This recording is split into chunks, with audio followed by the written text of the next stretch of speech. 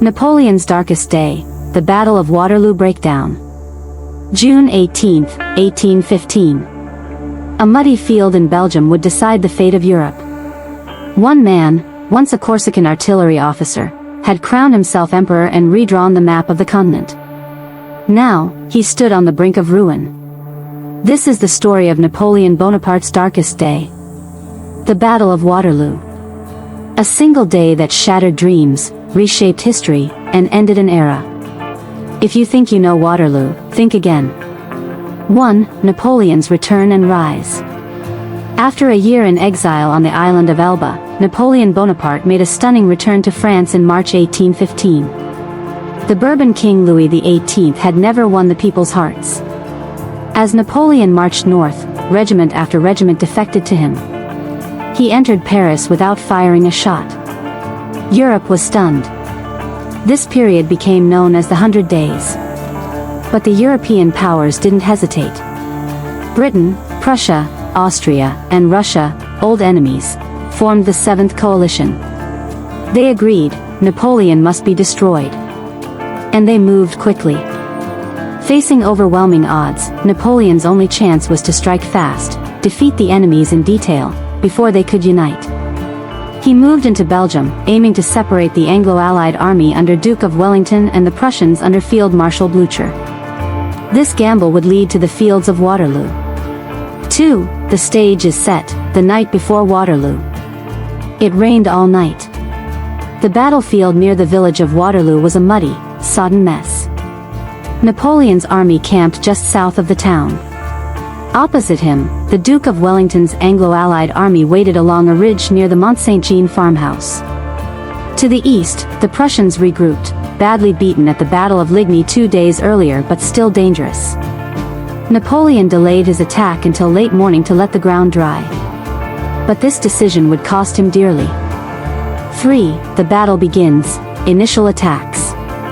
Napoleon launched his attack with a diversion at Hougoumont, a fortified chateau on Wellington's right.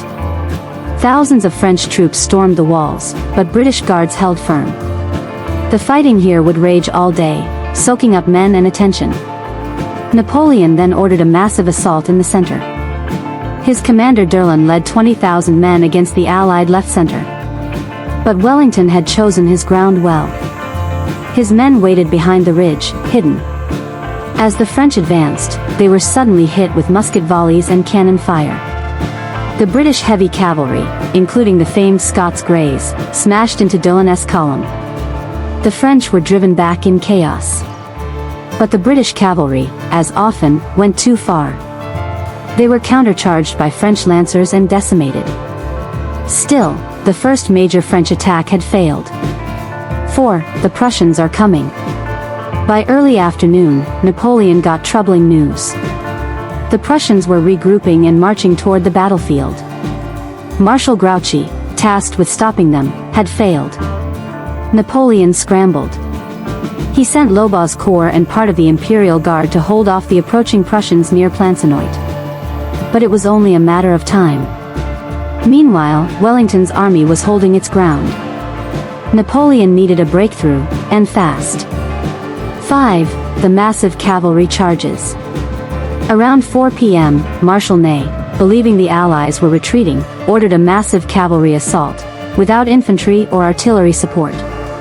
Wave after wave of cuirassiers, dragoons, and lancers thundered toward the Allied ridge. But Wellington's infantry had formed squares, the classic anti-cavalry formation.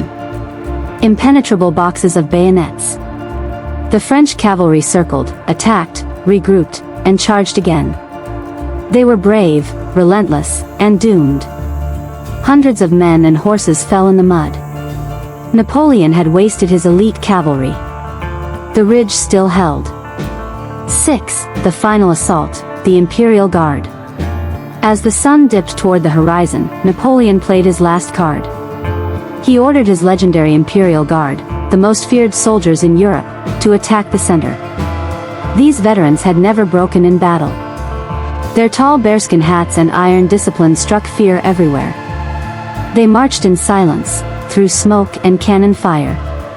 But Wellington, calm and calculating, had hidden fresh troops behind the ridge.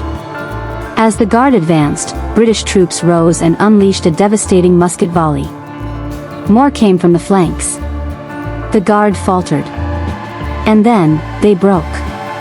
For the first time in history, the Imperial Guard was retreating. Panic spread through the French lines. Napoleon's army began to collapse. 7. Collapse and chaos, the end of Napoleon's empire. Napoleon tried to rally his men. But it was over. The Prussians smashed into his right flank. The Anglo-Allied army surged forward. Soldiers threw down arms and fled. The French army became a mob. The road south was choked with wagons, wounded men, and broken dreams. Napoleon barely escaped capture. He returned to Paris, but his fate was sealed. Within days, he abdicated for the second and final time. 8. The aftermath, what Waterloo changed. Waterloo was more than just a battle. It ended over 2 decades of war that had engulfed Europe. An estimated 50,000 men were killed or wounded in a single day. Napoleon was exiled, this time to St. Helena, a remote island in the South Atlantic. He would never return. The balance of power shifted. Britain emerged as the dominant global empire. France entered a period of turmoil. The Congress of Vienna restored monarchies and tried to rebuild Europe. But the ideas unleashed by Napoleon, meritocracy, nationalism, revolution, could not be buried so easily. 9. Why Napoleon lost. Napoleon's brilliance was undeniable. But at Waterloo, several key factors doomed him. Poor weather delayed the attack and nullified artillery. Underestimation of the Prussians, Grouchy failed to block them. Overconfidence in frontal attacks, especially without coordination. Ney's rash cavalry charges exhausted French reserves. Wellington's strategic defense and use of terrain was masterful. And crucially, Napoleon was not at his best. He was ill, possibly suffering from hemorrhoids or a bladder infection. His energy and decisiveness were lacking. Waterloo was the perfect storm. And it blew away the last hope of the French Empire. 10. Legacy, the end of an era. Even in defeat, Napoleon's legend only grew. The term Waterloo became shorthand for total, crushing defeat. But also for heroic resistance, brilliant strategy, and the turning of tides. Wellington became a British national hero. Napoleon became a romantic symbol of lost glory. Today, Waterloo is studied in military academies across the world. It was not just a battle, it was the climax of an age. The moment when one man's ambition met the full force of history. The Battle of Waterloo was Napoleon's darkest day. But it was also a defining moment for Europe. A point where the fate of millions turned on the choices of a few. If you found this breakdown insightful, imagine the stories still waiting to be uncovered. History is not just about dates, it's about decisions, destiny, and drama. So if you love deep dives into turning points like this, subscribe to the channel. Turn on notifications. And join us as we explore more epic moments that shaped our world. This was Napoleon's Darkest Day, the Battle of Waterloo Breakdown. Thanks for watching.